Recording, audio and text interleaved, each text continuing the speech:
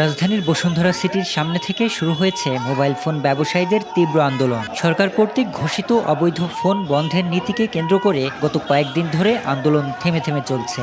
ব্যবসায়ীরা সরকারকে সতর্ক করেছেন, তাদের জীবিকার প্রধান উৎস বন্ধ হলে তাতে দেশের ছোট ও মাঝারি উদ্যোক্তারা মারাত্মক ক্ষতির মুখে পড়বে।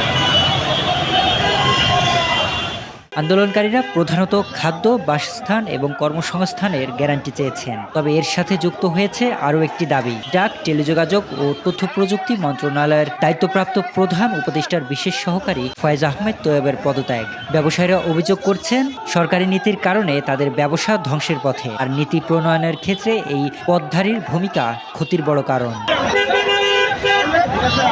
মোবাইল ব্যবসায়ীদের পক্ষ থেকে জানানো হয়েছে, সরকার যদি শুধু মৌখিক প্রতিশ্রুতি দেয় তা তাদের কাছে গ্রহণযোগ্য নয়। তারা চায় স্পষ্ট এবং লিখিত গ্যারান্টি, যাতে ভবিষ্যতে ব্যবসায়িক কার্যক্রমে বাধা না আসে। এছাড়া তারা হুঁশিয়ারি দিয়েছেন, যদি অন্তর্বর্তী সরকার তাদের দাবি মানতে ব্যর্থ হয় তবে আরও বৃহত্তর ও কঠোর আন্দোলনের পথে তারা রাজপথে নামবেন।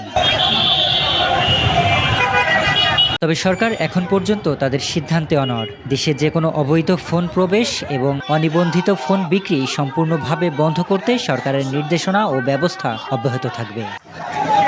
শরীফ রাহাত, দেশকাল নিউজ।